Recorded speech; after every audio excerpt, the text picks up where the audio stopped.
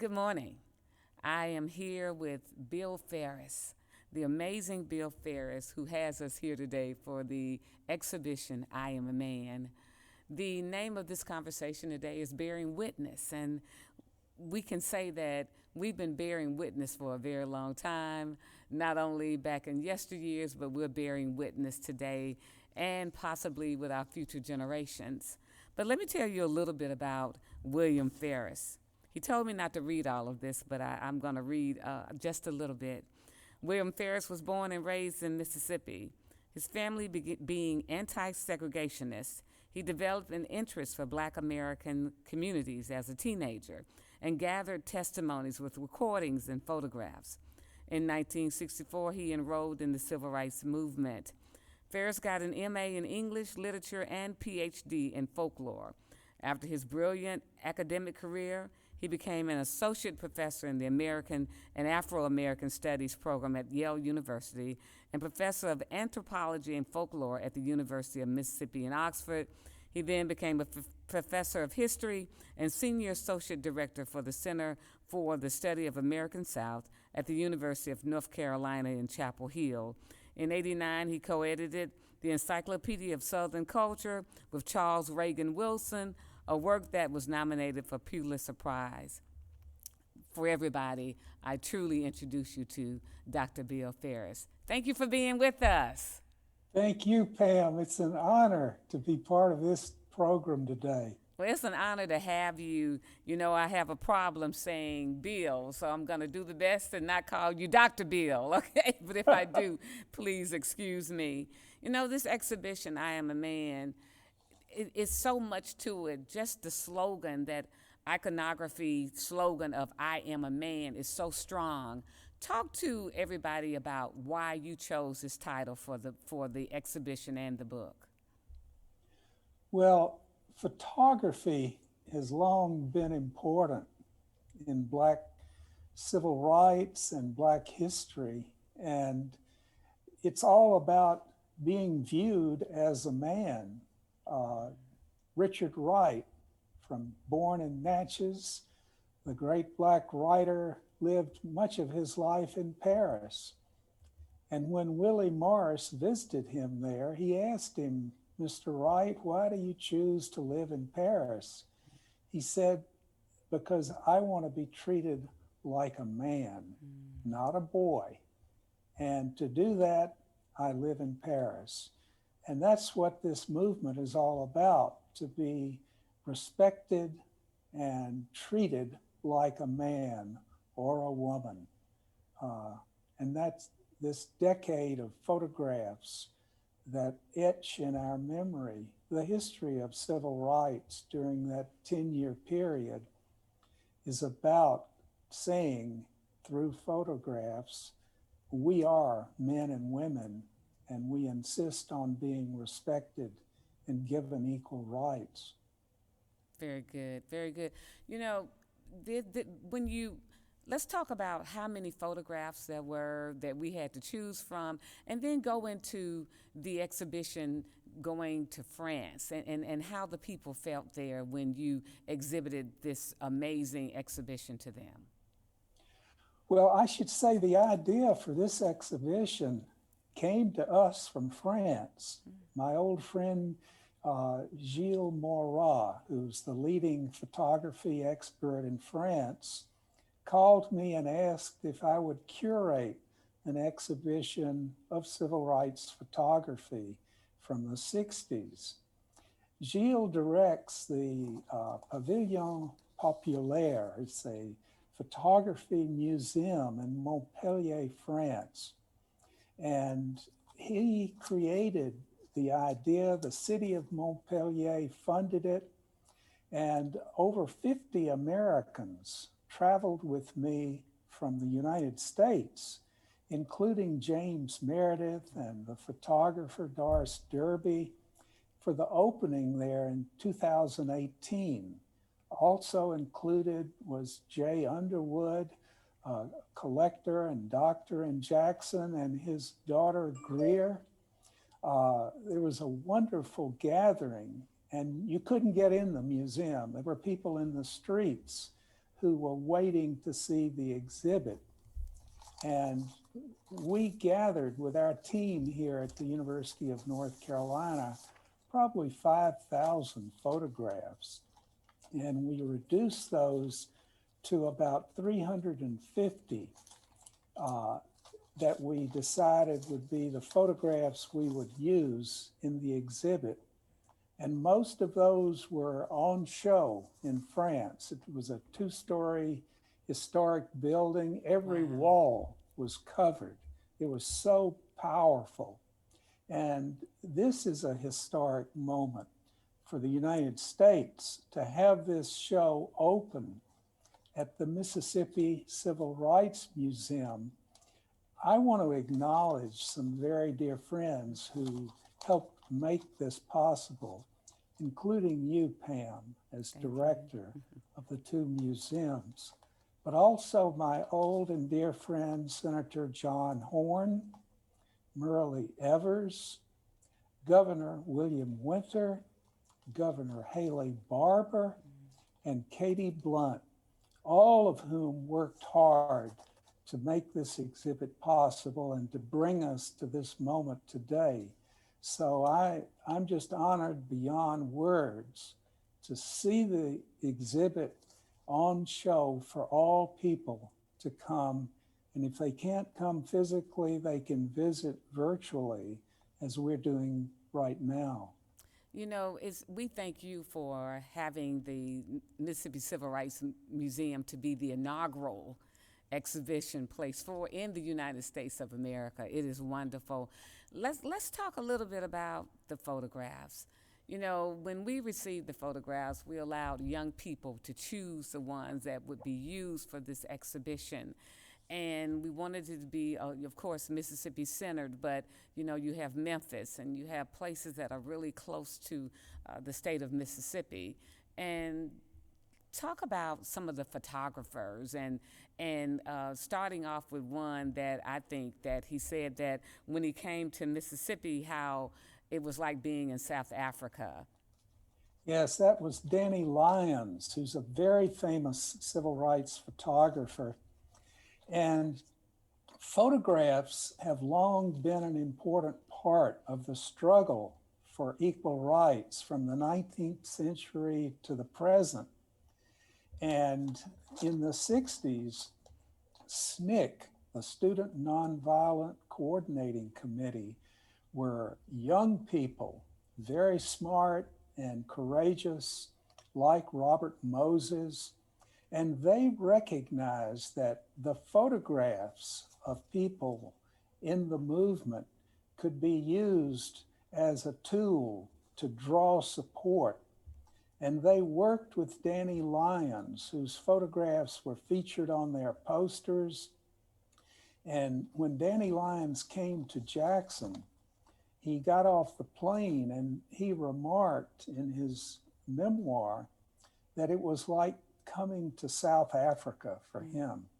He wanted to get a taxi to go to the SNCC office, and white taxi drivers would not take him there, and black taxi drivers were afraid to take him in their cars.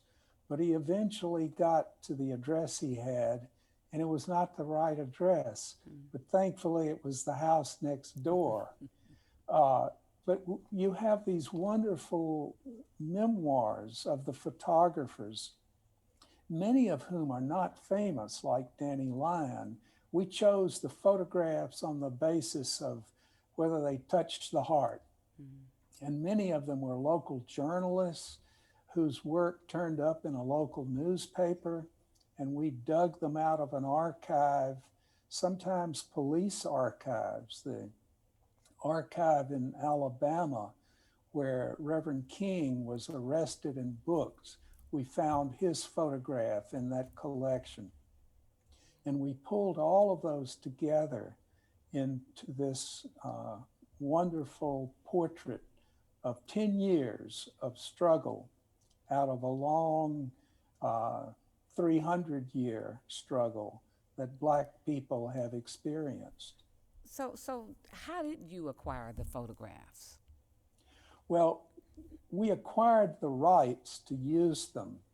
And most of them we found online.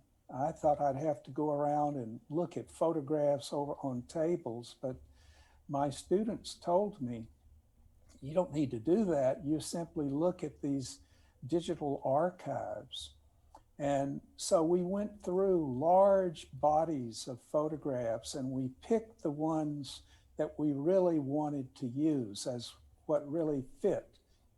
And then we asked permission from groups like the Mississippi Department of Archives, and they would send us the paperwork, and we cleared permission to use them in the exhibit, in the catalog that's just been published in English, and in the traveling exhibition.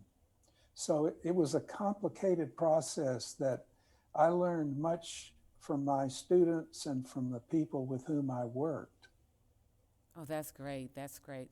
You know, what I want to do is really delve into some of the photographers. One thing I can say is that when you see these photos, you know, I don't know if people think about, well, who actually took that photograph? What was the story behind it? How did they get there? Because it was dangerous for these Yes, it photographers, black and white. So before we delve into some of the actual photographers, talk about how they felt during those moments, if you could. Well, photography is a rich field. You have famous photographers who in American history have captured landscape and portraits. But these photographers risked their life, like Ernest Withers, photographing on the streets of Jackson and being knocked down. His camera was broken, and they really were in the cutting edge of social change and protest. And so there's a special power to these photographs that capture the moment. The death of Reverend King, the marches in Selma, the terrible beatings on the bridge in Selma of Congressman John Lewis and others. Those photographers really were on the edge. And this exhibit really conveys the power of those photographs. You know, some of the words that were used were oppression, courage, hope, resilience. And with all of that, it's all summed up to that one word that is so powerful is freedom. And you know, here we are, and people are still with Black Lives Matter, all the protests of young people. You know, we wonder if it'll ever change. I mean, history is still repeating itself. That's what I see. Let's start off with one of the photographs that Danny Lyons had, and I think it's one of the protest signs, one man, one vote maybe. But I want you to just talk a little bit about this gentleman, Danny Lyons, and how he felt taking these photographs, if you would. Well, Danny Lyons really was drawn to the movement as someone who was a gifted photographer, and he wanted to contribute in ways that he knew he could do best. And photography was his way. And thankfully, the SNCC group recognized that as well.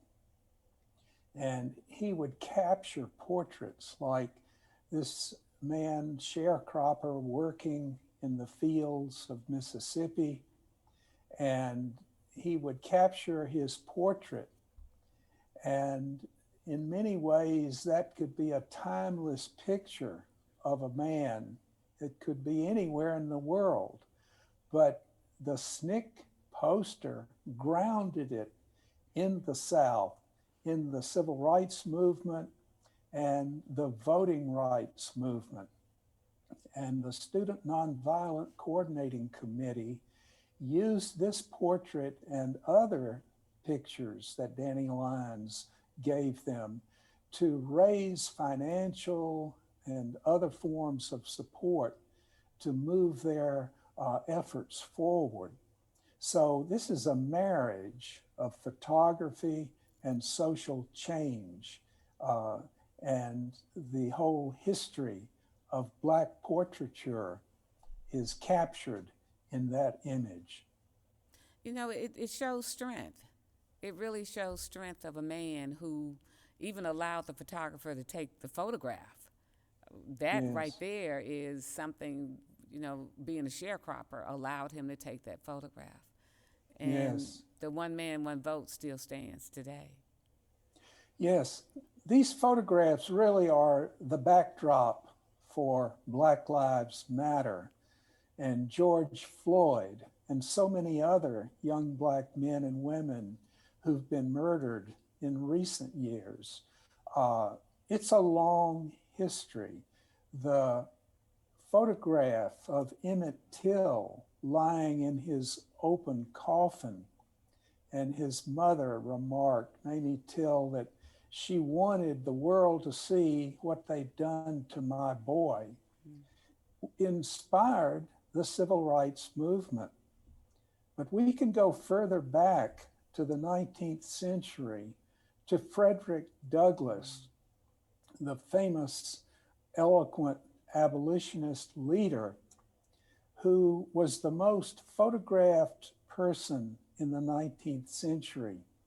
And Douglass wrote about photography and Black portraits, and he saw the power of photographing Black faces as a way of dignifying and honoring his people. And his portraits are with us today. I have a funeral fan that I found at a Black church in Port Gibson with a portrait and a little bio of Frederick Douglass on it. So his pictures live on in the Black community and in photography today. And this is sort of a reminder of how timeless photographs are. And again, the link to France and the daguerreotype was created by a French photographer named Daguerre, who probably never imagined that it would be associated in such powerful ways with Black civil rights and earlier anti-slave movements in this country. You know, one thing that I saw in research was that there were a lot of African American soldiers during the Civil War who did those daguerreotype photos and sent them back to the family because that was the only way that they knew they were still alive. So yes, photography is a great connection, and it really highlights history. That's what it does for everybody. Let's talk a little bit about Art Shea and Yes, his photo that he took of James Meredith. Art Shea took over 1 million photographs of popes, of Muhammad Ali. He was a photographer in Chicago who was sent on assignments. And two of the assignments that were of interest to us for this exhibit were his assignment to cover the integration of the University of Mississippi by James Meredith and the assassination of Reverend King in Memphis. And this portrait is of a handsome young James Meredith arriving at the University of Mississippi. And it particularly, since Mr. Meredith was at the opening in France and spoke about these photographs with the French audience, it was a beautiful moment for us. And Art Shea, thankfully, was alive.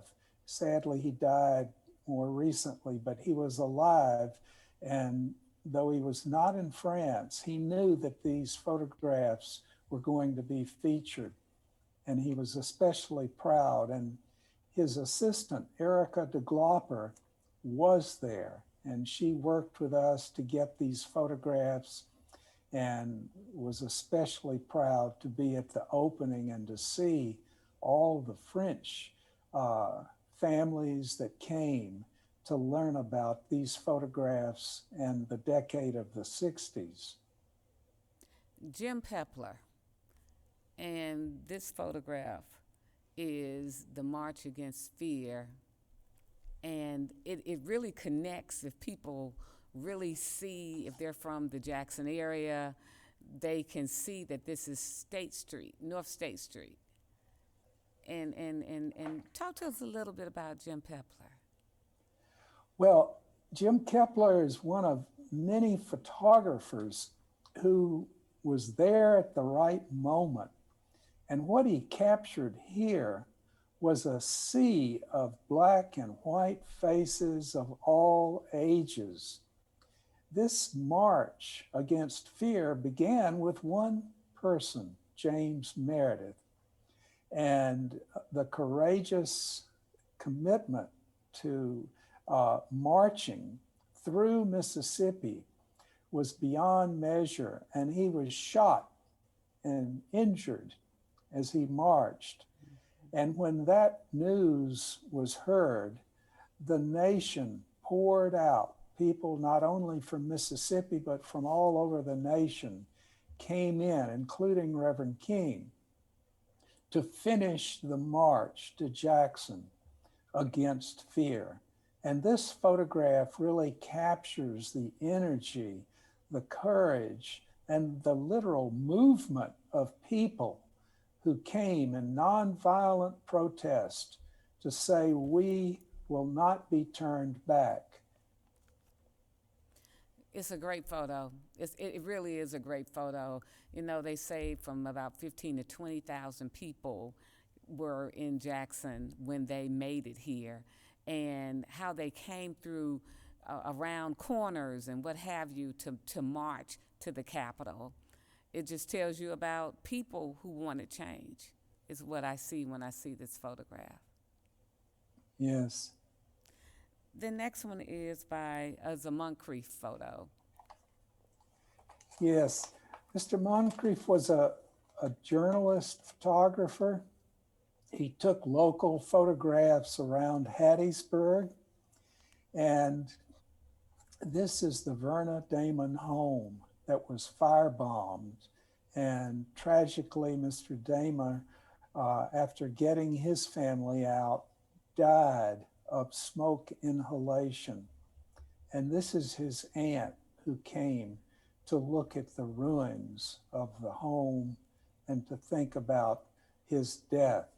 It captures a timeless moment, a tragic moment in the history of her family and of all of the people who represent Hattiesburg and the movement there. Talk to us a little bit about Vernon Damer, if you could.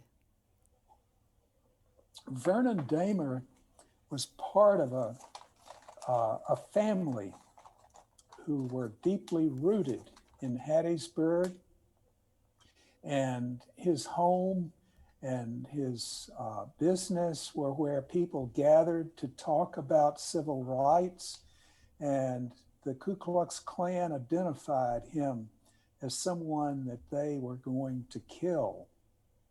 And that's exactly what happened. There is a book done by my friend and colleague here, William Sturkey, called Hattiesburg. William spoke at the museum recently, and he talks about the Black and white community in Hattiesburg and how within the Black community, there were a number of families, multi-generational families who had businesses, who worked with schools, who represented the leadership of the Black community there. And Vernon Damer was part of that history. And he was such a great man for Hattiesburg. He really was. Yes. The Mule Train, the Poor People's Campaign, and the photos that Roland Freeman took are absolutely something. You know, when I see this photograph, what I think about is that the gentleman is saying, I will stay and till the soil Mhm. while everyone else goes and fights for freedom. That's right. In Marks, Mississippi in 1968, the Mule Train began its journey from the poorest of the poor communities in Marks to the nation's capital.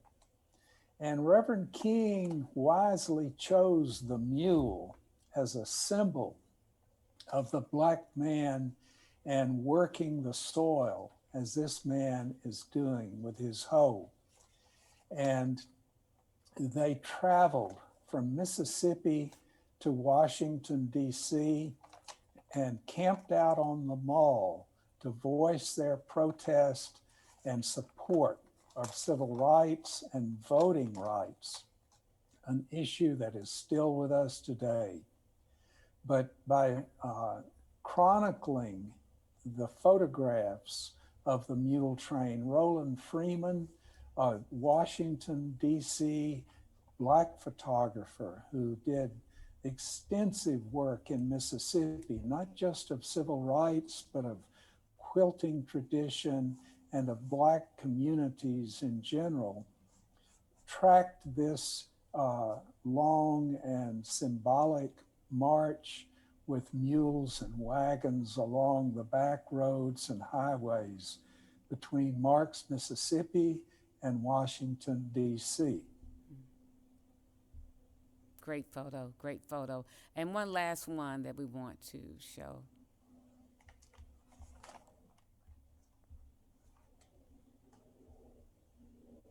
This photo is by Withers, Ernest Withers. Yes, Ernest Withers, like Art Shea, was a prolific photographer who made probably several million photographs.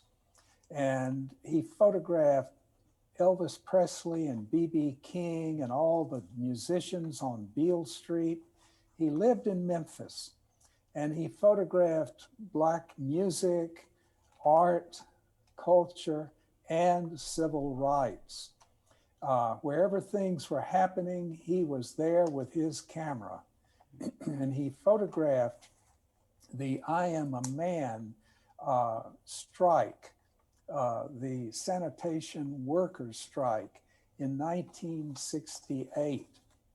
And these signs became symbolic, not just of that strike, but of the whole movement of the 60s and more recently, Black Lives Matter. And tragically, it was during this strike that Reverend King was assassinated on the balcony of the Lorraine Motel. And that strike and what happened after it were documented in depth by Ernest Withers, whose daughter Roz Withers was at the opening of our exhibit in France. And she has a beautiful museum on Beale Street in Memphis that features really amazing photographs of her father. But this captures again the bayoneted guns of military personnel and the armored personnel carriers behind. And in the middle, nonviolent Black men working and walking with the I Am a Man signs. This is really captures the moment, freezes it forever in time, as Ernest Withers did with his camera. Mm. And just one last one, and this is of MLK's funeral procession, Yes, and of course, what I call her the First Lady, yes. Mrs. King, who is at the front and who is front and center. Yes, this is again a devastating, sad portrait of the widow of Reverend King. and their children and fellow workers marching with the kind of grief that Myrlie Evers experienced with the death of her husband, Medgar Evers, that the family of George Floyd experienced. It is a moment in time that is repeated throughout the history of Black families in America. And again, it resonates backwards and forward in time. And this moment is forever etched in our memory through the photograph. What do you want young people to take away from these photographs? What do you want them to see? I think each person will take away a different message. Each person will be touched by one or two photographs that they will never forget. But they'll also leave with an emotional, deeply felt sense of what the 60s were. Some of us lived through the 60s and were forever changed by that. But for those who did not live through them, these photographs take you back and drench you in both the beauty and the tragedy, the courage, the fear, all of the emotions that were part of that decade are captured in these photographs. And it's like taking a plunge in cold water. It freezes your body and you come out and you're forever changed by that experience. And these photographs will always be a memorial to the people who lived through that period and to those who didn't survive it. Wow, wow. You know, behind me, I have a painting by a young lady. Her name is Ezria Robinson. And we asked her to give us what she thought in regards to the I Am a Man. And you see there is the names Echo Cole and Robert Walker. And the anniversary will be coming up from the death of the sanitation workers September the 1st of 1968. So that's 53 years later. And here we are today with this amazing, phenomenal exhibition, I Am a Man. It couldn't have been done more perfectly for us to have this anniversary come at this time and to have people come into the two Mississippi museums and see this exhibition. I just want to thank you for the work that you've done and the work of helping us to have this exhibition here at the two Mississippi museums. It's an honor, Pam. And when I see Mississippi today, it makes me proud. My old friend, Governor William Winter, used to say that we are halfway home and a long way to go. But with you in charge, I have full confidence we will get there. Thank you. Thank you. Just a little housekeeping to let everyone know is that the exhibition will be up until August 21st. It actually opens today to the general public. We'll open Tuesday through Sunday, and Tuesday through Saturday we'll open 9 to 5, and on Sundays we open 12 to 5. There's one admission. You'll be able to not only see I Am a Man, but Mississippi Prohibition, our Mississippi Distilled exhibition that talks about prohibition here in the state of Mississippi. We have virtual field trips. We're doing virtual tours. So just give us a call to find out what we're doing, because as Governor Winter says, that these two museums are the largest classrooms in the entire state. So thank you again, and thank you so much for being with us.